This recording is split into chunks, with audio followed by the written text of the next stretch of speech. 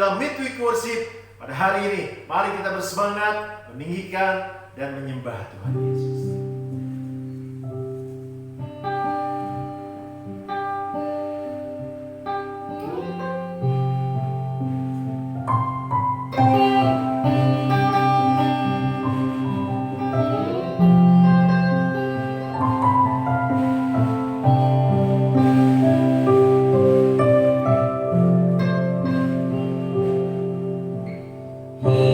Inilah rinduku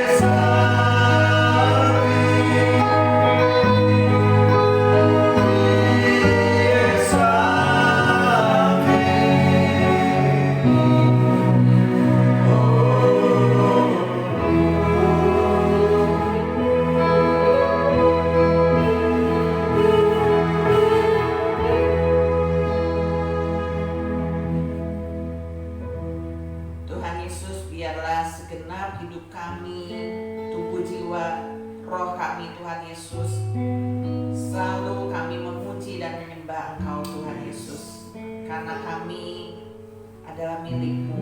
Biarlah Tuhan Yesus kehidupan kami sepenuhnya ada di dalam tangan-Mu, dan biarlah kehidupan kami juga mau senantiasa dipimpin oleh Roh-Mu, dipimpin oleh firman-Mu Tuhan. Sebentar kami akan mendengarkan firman-Mu, biarlah itu juga menjadi kekuatan buat kami, sehingga kami tahu bagaimana kami harus bertindak, bagaimana kami harus melangkah di dalam dunia ini, di tengah keadaan saat ini juga Tuhan Yesus. Kami percaya di dalam Engkau kami boleh kuat.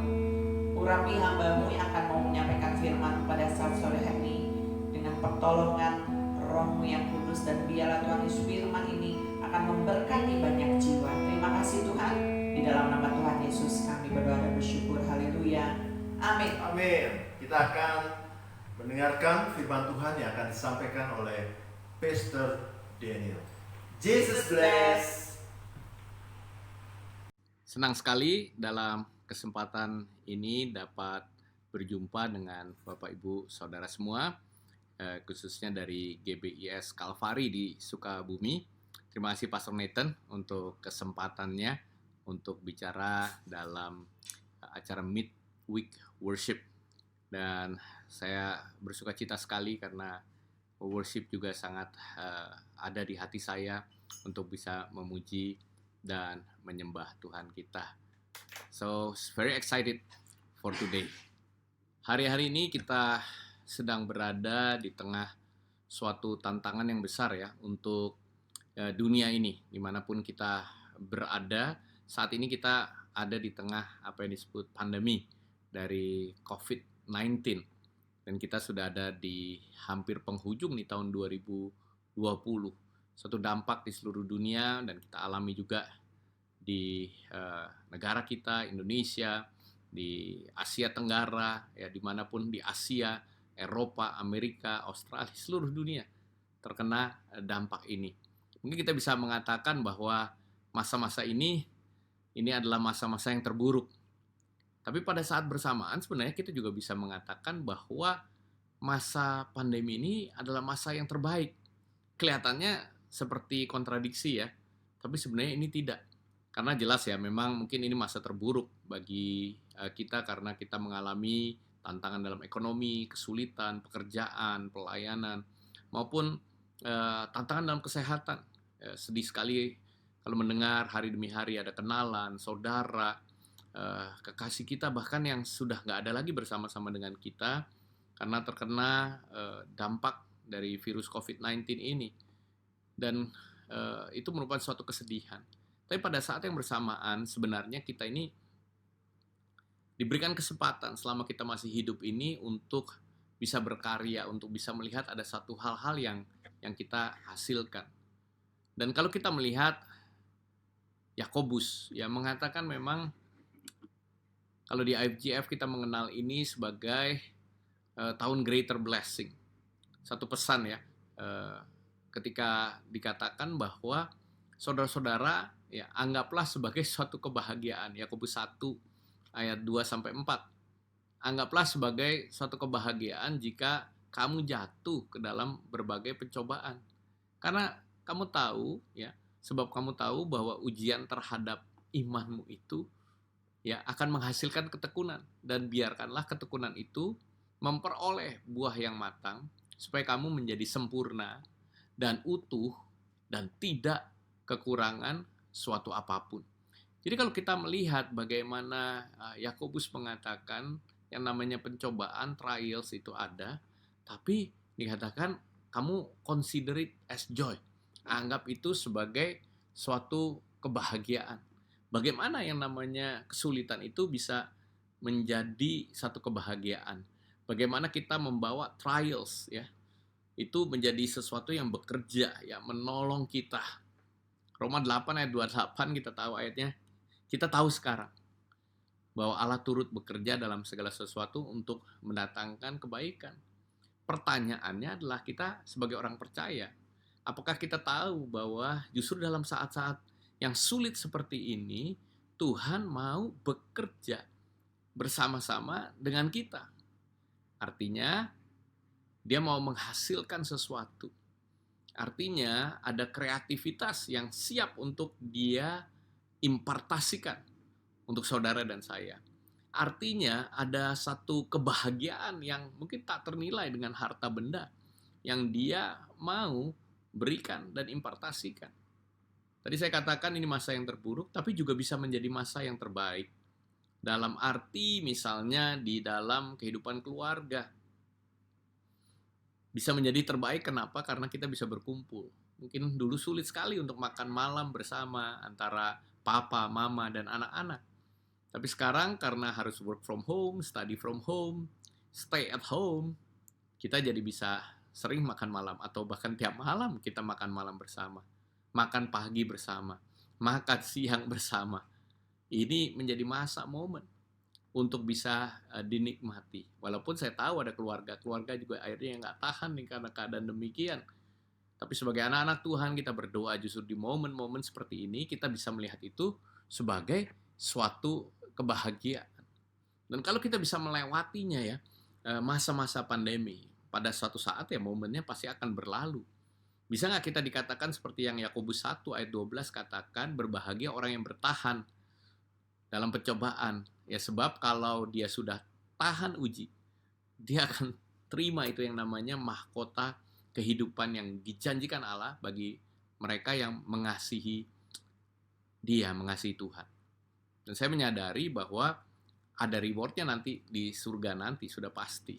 Bagi kita yang percaya, kita yang taat kepada kebenaran firman Tuhan. Tapi saya juga melihat akan ada satu reward yang dia berikan di dunia ini. Jika kita bisa terus ya bertahan melewati masa-masa pencobaan ini. Jadi hari ini saya mau bagikan ya, bagaimana kita bisa melewati masa-masa pandemi ini dan tetap bersukacita atau berbahagia. Ya, jadi kita tetap berbahagia, kita tetap bersukacita melewati masa-masa pandemi ini. Saya mau bagikan ada dua hal yang di sini juga Rasul Yakobus ya. Kemudian dia mengatakan, pertama adalah dikatakan di Yakobus 1 ya, ayat yang kelima. Dia mengatakan, tapi apabila di antara kamu ada yang kekurangan hikmat. Mungkin pada saat-saat ini kita memang butuh hikmat Tuhan ya. Dan dikatakan hendaklah ia memintakannya kepada Allah. Karena apa? Allah memberikannya kepada semua orang dengan murah hati.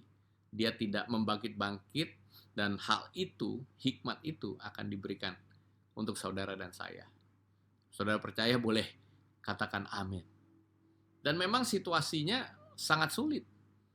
Ada hal-hal yang tidak bisa kita rubah. Pandemi ini tidak bisa kita rubah. Mau didoakan, ditengging dan segalanya. Tapi kita menyadari bahwa kita tetap harus berdoa, kita tetap harus percaya. Tapi ada hal-hal di luar kendali kita. Kadang-kadang karena orang tidak disiplin dan itu bisa dampaknya kena kita. Kita tetap bisa harus disiplin ya, tetap menjaga jarak, tetap sering cuci tangan, keluar pakai masker, dan sebagainya. Tapi kita perlu hikmat untuk bisa melakukan ya, khususnya hal-hal yang memang kita bisa ubah. Ada satu perkataan ya, the serenity prayer ya, yang berkata gini, God grant me the serenity to accept the things I cannot change. Tuhan berikan aku serenity ya, ketenangan hati, kedamaian untuk menerima hal-hal yang memang aku nggak bisa rubah. Seperti pandemi ini sudah terjadi, nggak bisa kita rubah. Tapi punya courage to change the things I can. Satu keberanian untuk mengubah hal-hal yang memang bisa saya rubah. And wisdom to know the difference. Ada hal-hal yang bisa kita lakukan di tengah pandemi ini.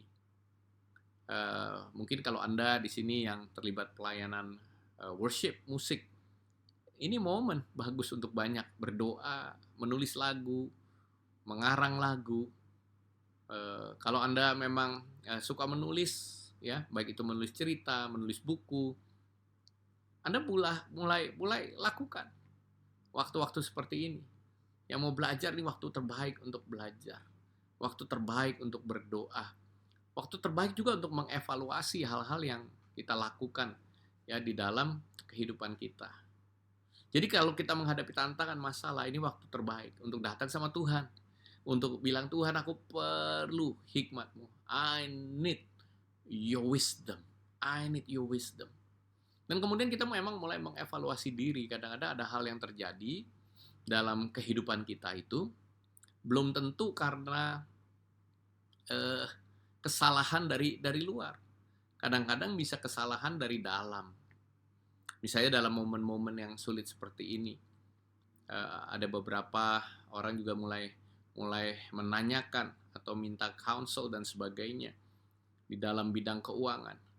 Karena menghadapi masa-masa yang sulit ini mereka nggak punya ternyata misalnya tabungan dan sebagainya. Sehingga ketika mungkin terkena PHK, ya pemutusan hubungan kerja, atau terkena pengurangan gajinya, jadi sulit kelabakan.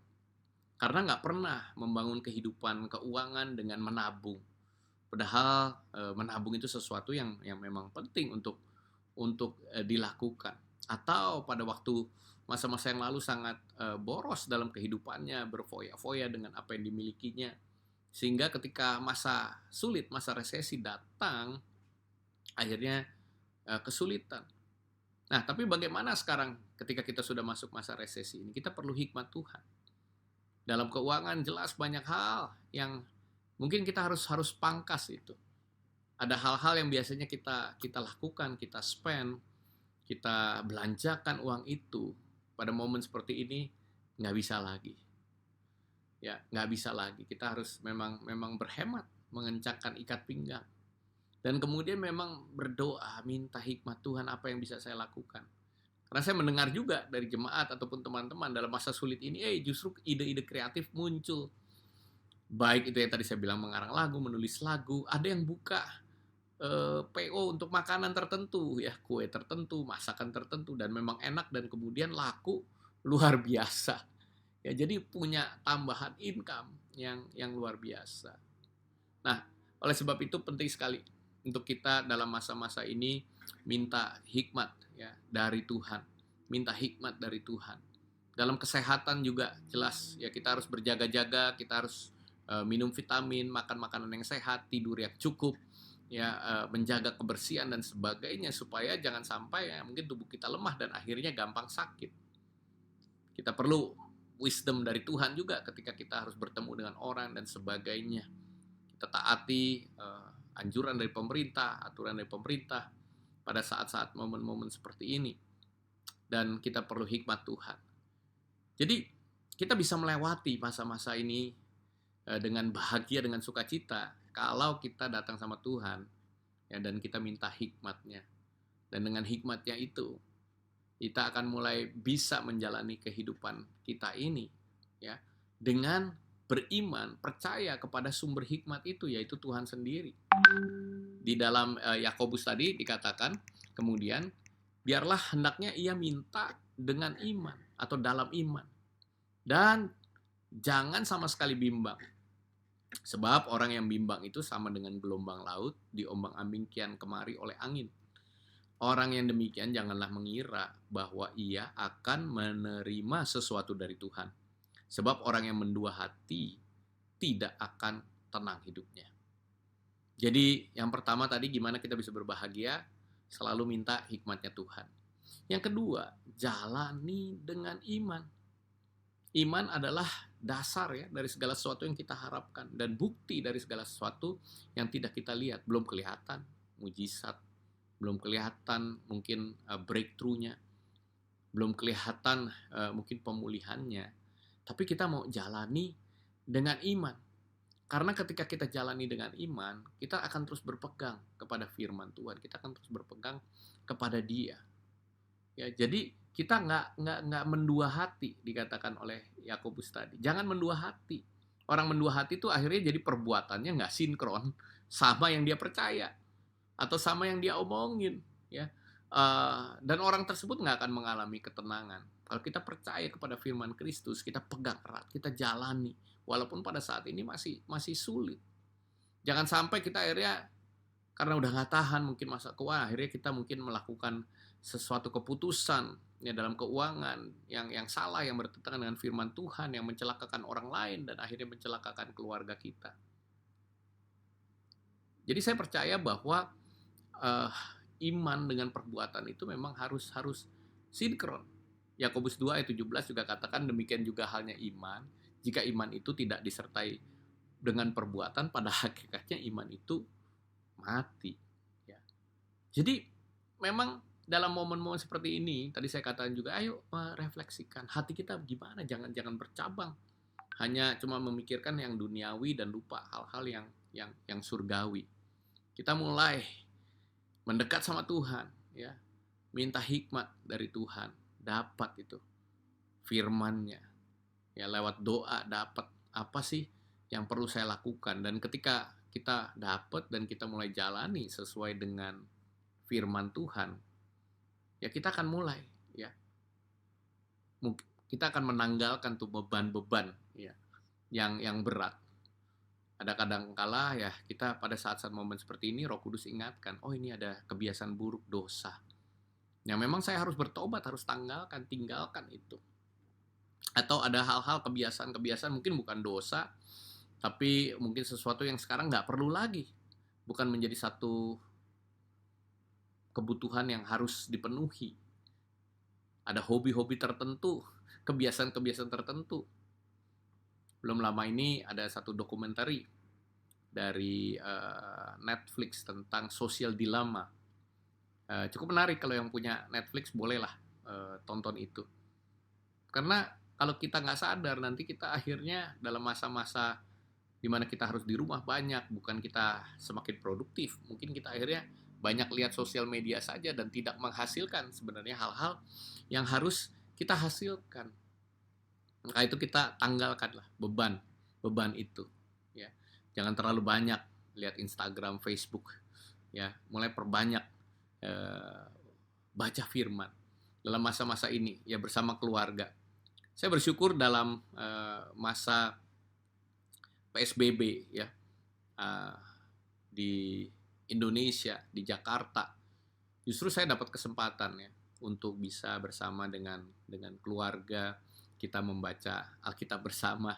Jadi dalam PSBB ketat di Jakarta yang pertama, kita bisa baca Alkitab bersama, saya dengan istri dan keempat anak kami, membaca Matius, Markus, Lukas, Yohanes, Kisah Para Rasul, dan kemudian kitab Wahyu. Dan nggak hanya membaca, tapi kita juga bisa sharing, bisa Bible study, dan itu sesuatu yang menarik sekali.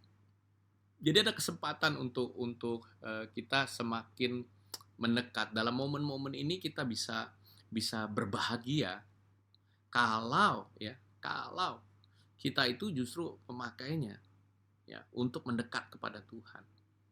Ya, iman, gimana sih kita hidup iman, ya?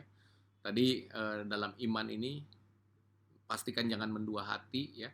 Tanggalkan beban yang bisa merintangi kita, baik itu dosa-dosa ataupun kebiasaan-kebiasaan yang tidak baik. Dan kemudian memang bangun imanmu di atas firman Tuhan, ya. Jadi firman itu seperti makanan rohani memang. Iman timbul dari pendengaran, dan pendengaran oleh firman Kristus. Roma 10 ayat 17. Jadi iman itu bukan percaya bahwa sekedar Allah akan melakukan nih apa yang saya mau, tapi justru percaya Allah itu akan melakukan apa yang benar, percaya bahwa Allah itu akan melakukan apa yang memang Dia rencanakan untuk kehidupan saudara dan saya. Jadi masa-masa seperti ini, kalau kita mau berbahagia, ingat tadi apa? Satu, datang sama Tuhan, minta hikmat, ya. Dia Allah yang maha tahu. Berarti kalau kita tahu, ya, apa yang menjadi kerinduannya, Dia juga Allah yang merancangkan hal-hal yang baik. Ya, Yeremia 29 tuh menceritakan bahwa Tuhan punya rancangan yang baik, ayat 11. Lalu ayat 12, 13 dikatakan, ayo kita cari Dia. Kita cari Dia. Kita dekati Dia. Ya, bahkan ada satu lagu yang baru, Pastor Josh dan teman-teman dari IFGF Praise tuh terinspirasi Yeremia 29 ini ayat 14 yang turn things around, ya. Dia yang akan balikkan hal-hal yang Tuhan bisa pulihkan, ya, bisa kebalikkan hal-hal yang terhilang, ya, baik itu keuangan, baik itu opportunity, kesempatan demi kesempatan. Tuhan bisa turn things around. Jadi kita perlu di momen-momen seperti ini ya, untuk paling tidak saya menguatkan ya, untuk bisa melewati masa-masa ini dengan berbahagia, bersukacita. Kita perlu hikmat Tuhan dan kita perlu beriman ya. Hikmat dapatnya dari kebenaran firman Tuhan ya, datang mendekat minta sama Tuhan. Dan iman itu membawa kita supaya perbuatan kita konsisten, kita nggak mendua hati ya. Iman itu membawa kita juga untuk ingat apa yang harus ditanggalkan, beban-beban dosa dan sebagainya. Dan iman itu timbul lewat apa? Lewat kebenaran firman Tuhan ya, kebenaran firman Tuhan. Sebenarnya kelihatannya halnya basic ya, cuma baca firman Tuhan. Tapi ya itu sama, tubuh fisik kita aja perlu makan setiap hari. Ada yang 2 kali, ada yang 3 kali, mungkin beberapa saudara makan 4-5 kali. Ya, tapi poinnya adalah kita perlu makan. Yang jasmani aja perlu makan, apalagi yang rohani. Dan iman timbul dari pendengaran firman Kristus. Do the basic, hal-hal yang basic. Ya, hal-hal datang pada Tuhan, berdoa, baca firman. Dari lagu sekolah minggu tuh ya, baca kitab suci, doa tiap hari kalau mau tumbuh. Jadi kalau mau bertumbuh dalam masa-masa seperti ini, ayo kuatkan dengan baca firman Tuhan. Saya mau akhiri dengan satu kesaksian lagu Oleh Kuasa Darahmu yang saya tulis bersama Ludianto dan Caroline juga. Itu saya dapat liriknya pertama memang pada waktu saya lagi sulit ya. Sebenarnya saya lagi masuk ke rumah teman saya, dan pada waktu pas masuk itu pagar gitu ya, tiba-tiba dapat tuh saatku masuk. Nih kalau masuk rumah teman, tapi kalau kau masuk ke hadiratmu gimana ya? Sikap seperti apa? Justru pada waktu itu aku datang nggak mau tangan kosong. Ya, jemaat di perjanjian lama pada waktu itu mereka harus bawa korban dan sebagainya. Tapi kita ya, karena pengorbanan Kristus, pengorbanan yang sempurna, saat ini kita membawa kehidupan kita, membawa sembah kita, membawa pujian kita, membawa ucapan syukur kita. Walaupun keadaannya sulit, kita bisa bawa korban pujian, kita bawa korban sukacita. Oleh sebab itu, kita percaya ya, karena kuasa darah Yesus, kita saat ini bisa menghampiri tahta kasih karunia-Nya ya, mendapatkan kekudusan, kebenaran Tuhan. Ibrani 4 ayat 16 katakan, marilah kita dengan penuh keberanian menghampiri tahta kasih karunia, supaya kita menerima rahmat dan menemukan kasih karunia untuk mendapat pertolongan kita pada waktunya. Haleluya, haleluya. So, saat ini saya mau berdoa buat saudara semua, supaya kita boleh mengalami apa yang namanya kebahagiaan, apa yang namanya sukacita di tengah tantangan-tantangan ini. Karena apa? Karena kita datang kepada Dia, kita minta hikmat-Nya. Yang kedua, kita tetap kuat imannya melewati semua ini. Ya, iman yang tidak mendua hati, beriman dengan menanggalkan semua dosa, beriman karena sumbernya adalah dari firman Tuhan. Haleluya, haleluya. Biarlah firman Tuhan ini boleh menguatkan kita semua yang mendengarnya dimanapun Anda berada. Haleluya, haleluya. Saya akan berdoa buat saudara. Bapak Surgawi, aku berdoa pada saat ini untuk seluruh saudara-saudaraku yang ada di Sukabumi ataupun dimanapun mereka berada. Terima kasih Tuhan untuk kesempatan di midweek ini. Kami boleh dikuatkan lewat penyembahan kami bawa korban pujian sembah kami, dan dikuatkan oleh firman-Mu sehingga iman kami boleh kuat Tuhan, melewati tantangan demi tantangan di tengah pandemi ini. Kami boleh melewatinya dengan sukacita, dengan berbahagia, karena kami tahu di tengah ini ketika kami datang kepadamu, Engkau akan berikan hikmat kepada kami. Di tengah tantangan ini iman kami justru bisa bertumbuh Tuhan. Kami boleh tahu ujian terhadap iman kami akan menghasilkan ketekunan, dan ketekunan itu beroleh buah yang matang. Setiap kami justru akan bertumbuh rohani jadi sempurna, jadi utuh, tidak kurang suatu apapun. Aku berdoa Tuhan, di dalam nama Tuhan Yesus. Di dalam nama Tuhan Yesus. Mengucap syukur Tuhan, setiap firman yang ditaburkan tidak akan kembali sia-sia, tapi akan melakukan apa yang diperintahkan kepadanya, akan berhasil, dan akan berbuah. Terima kasih Tuhan. Mengucap syukur di dalam nama Tuhan Yesus. Haleluya. Amin, amin. God bless you semua saudara di Gebis Kalvari, Sukabumi, Pastor Nathan, dan seluruh tim. God bless you all.